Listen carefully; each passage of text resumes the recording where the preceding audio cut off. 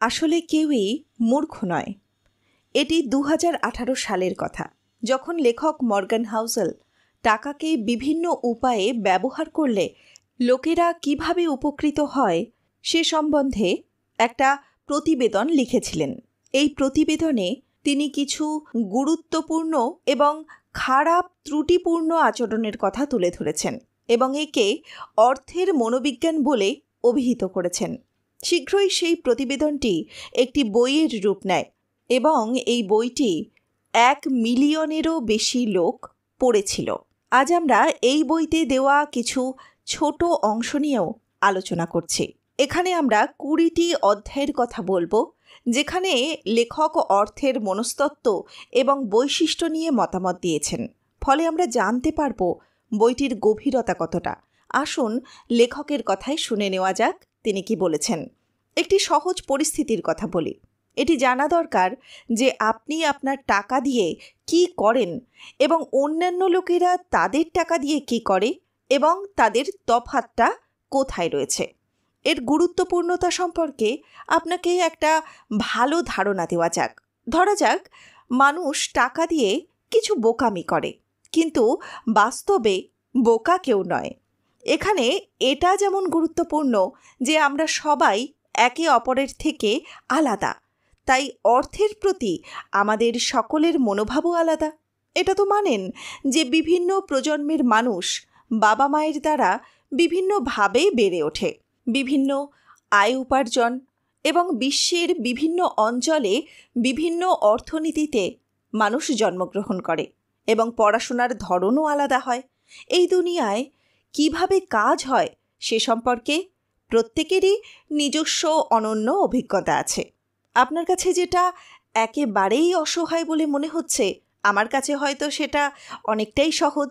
একজন ব্যক্তি যে দারিদ্র্যের মধ্যে বড় হয়েছে, ঝুঁকি এবং কষ্ট সম্পর্কে সে এমনভাবে চিন্তা করে যেটা একজন ধনী ব্যাংকারের সন্তান চেষ্টা করলেও ভাবতে পারে না। আবার একজন স্টক ব্রোকার যিনি গ্রেট ডিপ্রেশনের সময় সব কিছু হারিয়েছেন, তিনি অবশ্যই ১৯৯০-এর দশকে যখন বাজারের উত্থান হয়েছিল তখন অকল্পনীয়ভাবে কিছু অনুভব করেছিলেন। আমাদের জন্য চ্যালেঞ্জ হলো যে আমাদের যতই খোলা মন থাকুক না কেন বা এই বিষয়টি নিয়ে ভাবি না কেন, আমরা সত্যি ভয় এবং অনিশ্চয়তা সম্পর্কে বুঝতে পারবো না। স্বভাবত এই বিষয়টা আমরা ভাবতে পারি যে সব কিছু হারানোর সময়, গ্রেট ডিপ্রেশনের সময় কি হতে পারে, কিন্তু বাস্তবে কি যারা এটা অনুভব করেছিল তাদের মতো আমাদের হৃদয়ে কোনো রকম আলোড়ন ঘটবে না। পৃথিবীকে আমরা বিভিন্ন দৃষ্টিভঙ্গি দিয়েই দেখি। একজন অস্ট্রেলিয়ান যিনি তার জীবনে কখনোই মন্দা অনুভব করেননি, তার একজন আমেরিকানের থেকে সাফল্য এবং ভিন্ন অভিজ্ঞতা হবে। এরকম অভিজ্ঞতার তালিকা অফুরন্ত। হয়তো আপনি অর্থ সম্পর্কে এমন কিছু জানেন যা আমি জানি না, এবং এমনভাবেই আমার কাছে কিছু জ্ঞান থাকতেই পারে যেটা আপনার কাছে এখনো পৌঁছায়নি। এটা এই নয় যে আমাদের মধ্যে একজন অনেকটা বেশি স্মার্ট বা অনেক বেশি তথ্য জানে, কারণ আমরা সমানভাবে অনুপ্রেরণাদায়ক অভিজ্ঞতার উপর ভিত্তি করে থাকা সত্ত্বেও ভিন্ন ভিন্ন জীবনযাপন করেছে। একটি স্প্রেডশিট পড়ে আপনি শেয়ার বাজারে কত পতন হলো বা সে সম্পর্কে একটা ছোট মডেল দেখতে পারেন, কিন্তু এটি পড়ে আপনি বাড়িতে ফিরে আপনার সন্তানদের মুখ দেখে যে অনুভূতি পান তা কিন্তু পাবেন না।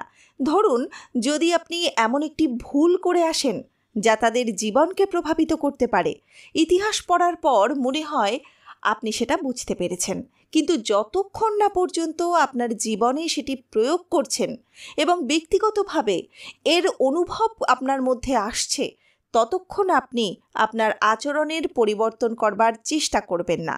আমরা সবাই মনে করি যে এই পৃথিবী কেবল কিভাবে কাজ করে তা আমরা খুব ভালো করেই জানি, কিন্তু আসলে আমরা সকলেই এটিকে সামান্যই অনুভব করতে পারি এবং এখনও অনেক দূর যেতে হবে। মনকে প্রভাবকারী এই গভীর আলোচনা এভাবেই চলবে। আমাদের সাথেও যুক্ত থাকুন।